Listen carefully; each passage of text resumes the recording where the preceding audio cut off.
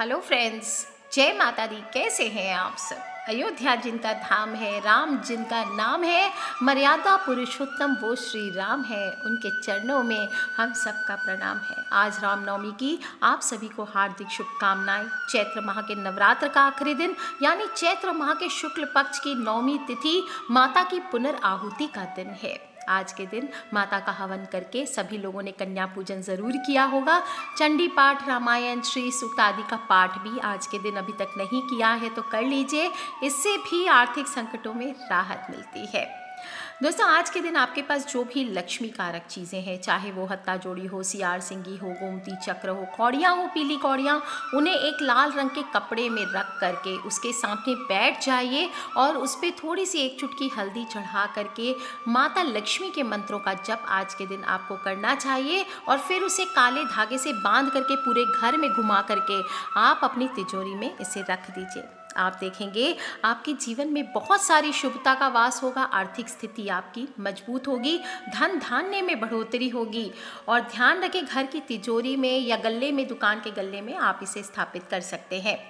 आज के दिन आपको रात के समय अपने घर के जो पूजा स्थल है वहाँ पर शुद्ध घी का 9 दीपक ज़रूर जलाना चाहिए। ध्यान रहे ये दीपक आप किसी स्टील या फिर पीतल की थाली में रखें और घर के पूरे कोने में घुमाएं इसको।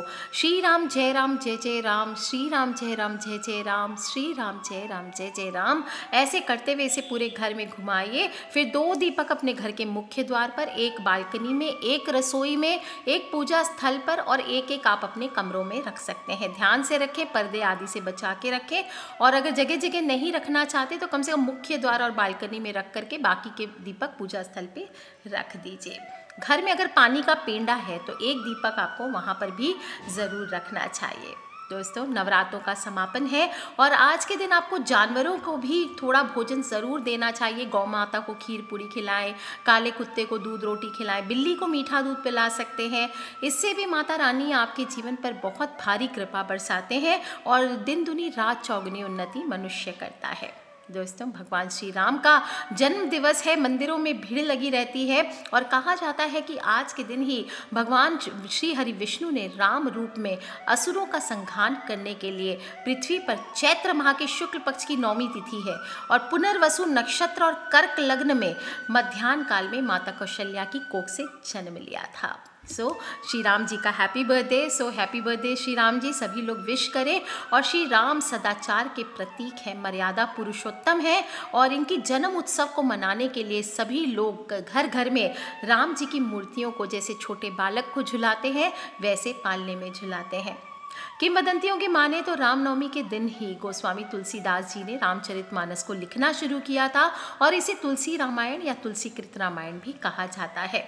रामचरितमानस लिखने में तुलसीदास जी को 2 साल 7 माह और 26 दिन का समय लगा था और उन्होंने इसे संवत 1633 के माघ शुक्ल पक्ष में राम विवाह के दिन पूरा किया था।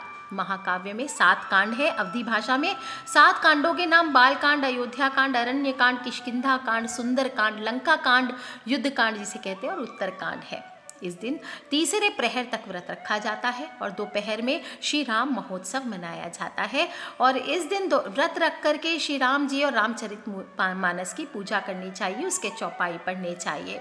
इस प्रकार से आज के दिन जो भी श्रद्धालु दिन भर उपवास रखकर भगवान श्री राम का पूजन करते हैं, अपनी स्थिति के अनुसार, आर्थिक स्थिति के अनुसार दान पुण्य करते हैं, वो जन्मों जन्मों के पापों को भस्म करने में सामर्थ्यवान होते हैं। इस दिन पुण्य सलीला सरयू नदी में स्नान करके भी लोग पुण्य लाभ कमाते हैं और भगवान श्री राम के जन्म स्थान अयोध्या में इस त्योहार की विशेष धूम रहती है। अयोध्या का रामनवमी पर लगने वाला चैत्र मेला भी बहुत प्रसिद्ध होता है। लाखों श्रद्धालु देश विदेश से आते हैं, लेकिन इस साल भी कोरोना के चलते मंदिरों में विशाल कार्यक्रम नहीं आयोजित किए गए हैं। रामनवमी का त्यौहार आपको घर पर ही मनाना है, प्रभु की पूजन करना है और कामना करनी है कि इस महामारी से दुनिया को मुक्ति दिलाए। रामनवमी के को नवरात्र का अंतिम दिन होने के कारण इस दिन माँ दुर्गा का भी पुनराहुति करना है। हवन, पूजन, कन्या पूजन सभी करें। आज के दिन आपको भगवान श्री राम की मूर्ति को शुद्ध पवित्र ताजे जल से स्नान आदि कराकर नए वस्त्र आभूषणों से सुसज्जित करना चाहिए। रोली हो, एप्पन हो, चावल हो, जल हो, फूल हो, घंटी हो, शंख हो, इससे पूजन करें। और पूजा के बाद परिवार की जो सबसे छोटी महिला सदस्य होती है, परिवार के सदस्यों को टीका लगाना चाहिए। और रामनवमी की पूजा में पहले देवताओं पर जल, रोली और एप्पन चढ़ाया जाता है। इसके बाद मूर्तियों पर मुट्ठी भर के चावल चढ़ाए जाते हैं। पूजा के बाद आरती की जाती है। आरती के बाद गंगा जल, सादा जल एकत्रित हुए सभी जनों पर छोड़ देना चाहिए। षोडशोपचार पूजन करें। अच्छा, तुलसी का पत्ता और कमल का फूल अगर हो सके तो अर्पित कीजिए। मौसमी फल चढ़ाना चाहिए। घर में मीठे पकवान कुछ भी बना करके, पुआ, पकौड़ियाँ, जो आपकी इच्छा हो, लड्डू, पेड़ा, आप मीठे पकवान का भोग लगा सकते हैं। परिवार सहित मिलकर के रामचरितमानस का गान कर सकते हैं, रामायण पाठ सुन सकते हैं, राम रक्षा स्तोत्र का पाठ कर सकते हैं। और हो सके तो पूजा के दौरान उनकी प्रतिमा को पालना बना करके कुछ देर के लिए झुलाना चाहिए। इसके बाद पूजा और आरती गान के बाद प्रसाद का वितरण करना चाहिए। ब्राह्मण को बुलाया है आपने तो ब्राह्मण जी को या कोई गरीब को दान दक्षिणा देकर विदा करनी चाहिए। रामायण में वर्णित श्री राम जन्म कथा का श्रद्धा भक्ति पूर्वक पाठ और श्रवण इस दिन किया ही जाता है और अनेक भक्त रामायण का अखंड पाठ भी करते हैं। पंचामृत का भी भोग इस दिन लगाया जाता है। लड्डू, चूरमा आदि अर्पित किए जाते हैं। भजन, पूजन, कीर्तन करने के बाद प्रसाद को पंचामृत के साथ श्रद्धालुओं में वितरित करने के बाद व्रत खोलने का विधान आता है। इस दिन मंदिर में अथवा मकान पर ध्वजा हो, पताका हो, तोरण हो, बंधनवार हो, ये भी सजाने का विधान आता है। और आज के दिन ही श्री राम जी की लघु कथा भी आप सुन सकते हैं। रामायण का पाठ करें, चंडी पाठ करें। कहा जाता है कि एक बार श्री राम, सीता और लक्ष्मण जब वन में जा रहे थे, सीता जी और लक्ष्मण को थका हुआ देखकर राम जी ने थोड़ा रुककर आराम करने का विचार किया और एक बुढ़िया माई के घर गए। बुढ़िया माई सूत काट रही थी। बुढ़िया माई ने उनकी आवभगत की और बिठाया, स्नान ध्यान कराकर भोजन करवाया। राम जी ने कहा, बुढ़िया माई पहले मेरे हंस को मोती चुगा दो तो मैं भी करूं। बुढ़िया बेचारी के पास मोती कहाँ से आता, जो कि सूत काट कर गुजारा करती थी। अतिथि को ना कहना भी वह ठीक नहीं समझती थी, अतः दुविधा में पड़ गई। दिल को मजबूत कर राजा के पास पहुंच गई और अंजलि मोती देने के लिए विनती करने लगी। राजा अचंभे में पड़ गया कि इसके पास खाने को दाने नहीं और ये मोती उधार मांग रही है। इस स्थिति में बुढ़िया से मोती वापस प्राप्त होने का तो सवाल ही नहीं उठता। आखिर राजा ने अपने नौकरों से कहकर बुढ़िया को मोती दिला दिया। बुढ़िया माई मोती लेकर घर आई, हंस को मोती चुगाए और मेहमानों की आवभगत करी। रात को आराम कर सवेरे राम जी, सीता जी और लक्ष्मण जी जाने लगे। राम जी ने जाते हुए उसके पानी रखने की जगह पर मोतियों का एक पेड़ लगा दिया। दिन बीतते गए, पेड़ बड़ा हुआ, पेड़ बढ़ने लगा, पर बुढ़िया माई को कुछ पता नहीं चला। मोती के पेड़ से आस पड़ोस के लोग चुक चुक कर मोती ले जाने लगे। एक दिन जब बुढ़िया माई उसके नीचे बैठी सूत काट रही थी तो उसकी गोद में एक मोती आकर गिर गया। बुढ़िया माई को जब ज्ञात हुआ तो उसने जल्दी से मोती बांधे और अपने कपड़े में बांधकर वह किले की ओर मोती लेकर चल पड़ी। उसने मोती की पोटली राजा के सामने रख दी। इतने सारे मोती देखकर राजा अचंभे में पड़ गया और उसके पूछने पर बुढ़िया ने राजा को सारी बात बता दी। राजा के मन में लालच आ गया। वह बुढ़िया से मोती का पेड़ मांगने लगा और बुढ़िया ने कहा कि आसपास के सभी लोग ले जाते हैं, आप भी चाहे तो ले ले, मुझे क्या करना है। राजा ने तुरंत पेड़ मंगवाया और अपने दरबार में लगवा दिया। पर राम जी की मर्जी, मोतियों की जगह कांटे हो गए और लोगों के कपड़े उन कांटों से खराब होने लगे। एक दिन रानी की एड़ी में एक कांटा चुभ गया और पीड़ा करने लगा। राजा ने पेड़ उठवाकर बुढ़िया के घर वापस भिजवा दिया। पेड़ पर पहले की तरह से मोती लगने लगे और बुढ़िया आराम से रहती और खूब मोती बांटती। दोस्तों, आपको भी इस तरह से मोतियों का श्रृंगार मिलेगा।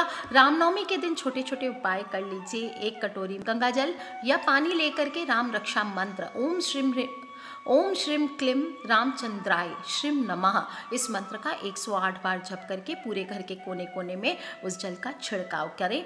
घर का वास्तु दोष समाप्त होगा। भूत प्रेत, नजर बाधा, तंत्र बाधा सभी समाप्त होंगे। और ये उपाय आप आज के दिन अपने ऑफिस, दुकान या व्यवसाय स्थल में भी कर सकते हैं। जो भी लोग इस कठिन मंत्र का जप नहीं कर सकते, वे सिर्फ भगवान राम की स्तुति करें। श्री रामचंद्र कृपाल भज मन हरन भव भय दारुणम, इसका आपको गान करना चाहिए। और पौराणिक शास्त्रों के अनुसार भगवान श्री राम की स्तुति का गान करने से जीवन में किसी प्रकार के भी कष्ट नहीं आते।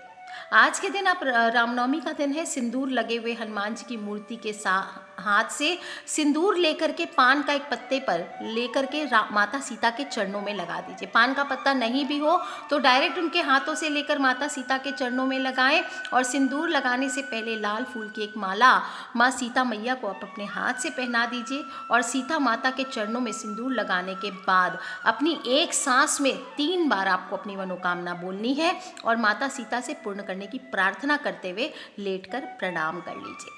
दोस्तों, रामनवमी के दिन इस चमत्कारी उपाय को करने से माना जाता है कि आपके जीवन की हर मनोकामना ज़रूर पूर्ण होती है।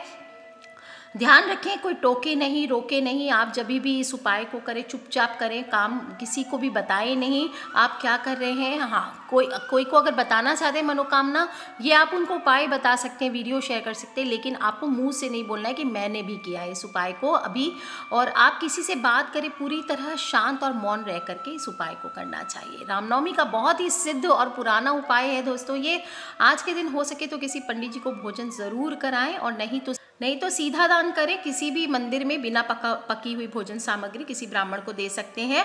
जीवन की नैया को संतुलन में रखने के लिए सर्वश्रेष्ठ उपाय ये 7 शब्दों वाला तारक मंत्र है। श्री राम जय राम जय जय राम, श्री राम जय जय राम। दोस्तों, साधारण से दिखने वाले इस मंत्र में जो शक्ति छिपी हुई है वह चर्चा का नहीं, अनुभव का विषय है। यदि आप गृहस्थ जीवन में फंसे रहने के कारण मंत्रों का जप ठीक से नहीं कर पाते तो बेहद आसान सा उपाय है। आप रामनवमी के दिन राम मंदिर या उनके चित्र के सामने 3 बार अलग अलग समय पर भगवान राम की बैठकर स्तुति कर लीजिए। आपके जीवन में अनुकूलता का हमेशा वास होगा। या फिर श्री राम जय जय राम आज के दिन बैठ के जप करें। भगवान राम मर्यादा का प्रतीक है, पुरुषोत्तम यानी कि श्रेष्ठ पुरुष की इनको उपमा दी जाती है और तारक मंत्र इनका श्री से प्रारंभ होता है। श्री को सीता यानी शक्ति का प्रतीक माना गया है। राम नाम में रा अग्नि स्वरूप है जो हमारे दुष्कर्मों का दाह करता है। वहीं म में जल तत्व का घोतक है। जल आत्मा की जीव आत्मा पर जीत का कारक है। इस तरह श्री राम का अर्थ है शक्ति से परमात्मा पर विजय को प्राप्त करना। दोस्तों, रामनवमी का दिन है। आज के दिन जो भी मनुष्य कुछ भी उपाय करते हैं उसके जीवन में ज्ञान की वृद्धि होती है, धैर्य का विस्तार होता है और विचार शक्ति हो, बुद्धि हो, श्रद्धा हो, भक्ति हो, पवित्रता में भी वृद्धि होती है। राम नाम की चैतन्य धारा से मनुष्य की प्रत्येक आवश्यकता अपने आप पूर्ण होती है और इसीलिए आप भी कीजिए ये उपाय। पूरा ब्रह्मांड इस राम नाम में समाया हुआ है, सभी देवता इसमें समाये हुए हैं। कहा जाता है जिसने राम नाम का जप कर लिया वह मनुष्य जीवन से तर गया। तो कर लीजिए उपाय दोस्तों और अपने फ्रेंड्स, फैमिली, मम्मी पापा, भाई बहन, बच्चे सभी लोगों से इस वीडियो को शेयर ज़रूर करें। और आज रात को सोने के पहले अपने दीपक 9 दीपक ज़रूर जलाएं और इस सब 9 दीपक में एक चुटकी हल्दी आपको ज़रूर डालनी है। कर लीजिए उपाय दोस्तों। खिलखिलाते रहे, मुस्कुराते रहे, सब्सक्राइब करके रखें ताकि आने वाले वीडियो से आप और मैं कनेक्टेड रहें। और अपने फ्रेंड्स, फैमिली, मम्मी पापा, भाई बहन, बच्चे सभी लोगों से इसे शेयर करना बिल्कुल ना भूलें। ठीक है फ्रेंड्स, लव यू ऑल। जय माता दी, बम बम भोलेनाथ की जय। श्री राम, जय श्री राम।